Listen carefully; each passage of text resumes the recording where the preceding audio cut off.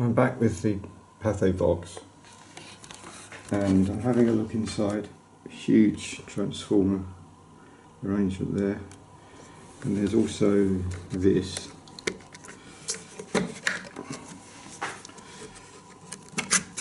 It is a very nasty looking assembly of two huge capacitors.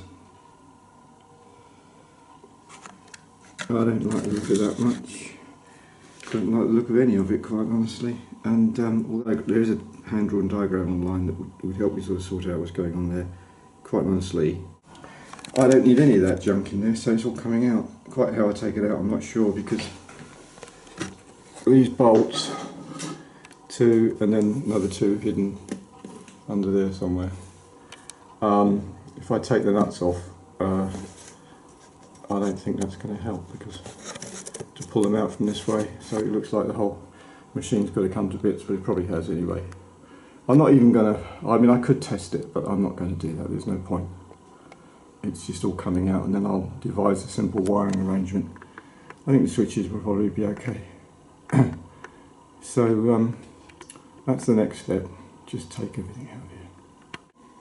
So it's some kind of synchronous motor or whatever, and the speed control is with this widget, which you wind one way or the other way, which engages and disengages various gears inside.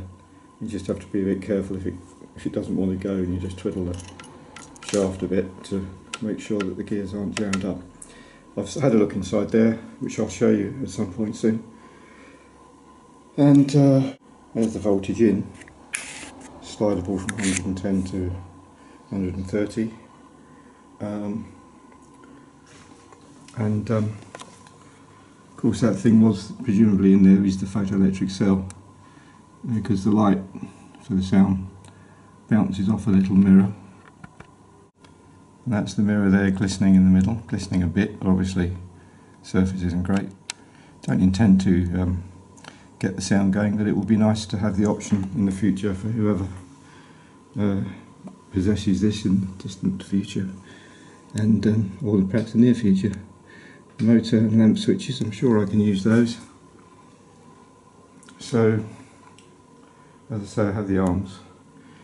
I also have a lens, which I think is the correct lens, or a suitable lens. So need to get on with it now. The gate swings open like that. I'm told that there's sometimes wear on the runners because of the twist of the film as it goes in. Perhaps there is. Yuck.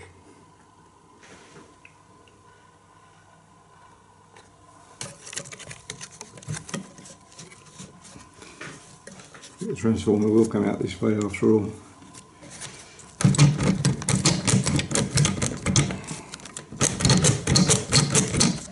To give that some welly and see what happens.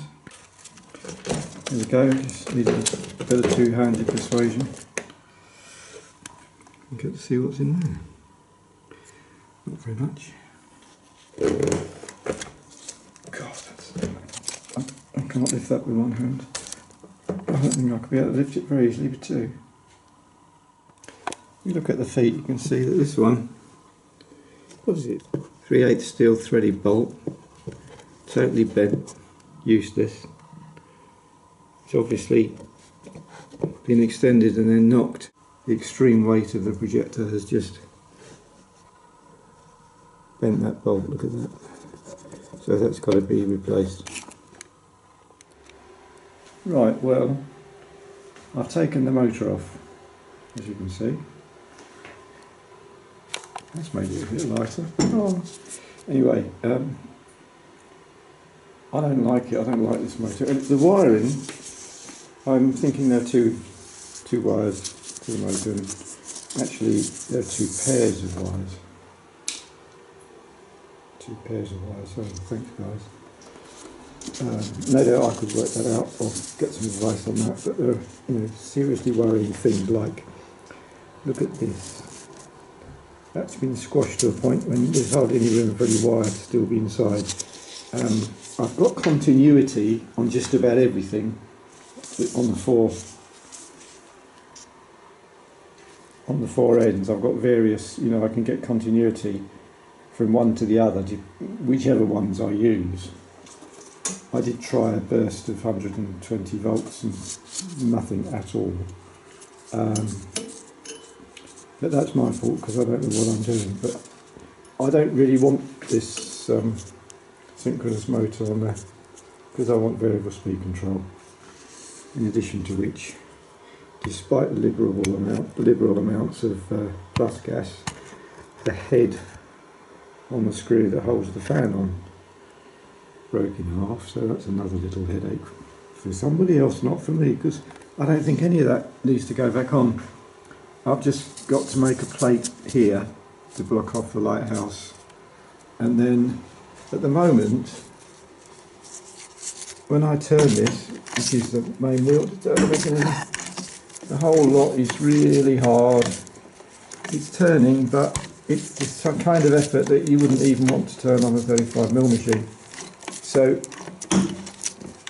first thing I've got to do is go around all the oiling points, oil everything up, and then I think I'll use this, add a temporary belt drive to this, to maybe my drill or something, and get this, or another motor, get this all rolling for an hour or two, and see if it frees up. If it frees up nicely, then I'll work out how I can mount something like a sewing machine motor on here with either a tooth belt drive to this shaft. I've got to investigate this shaft up.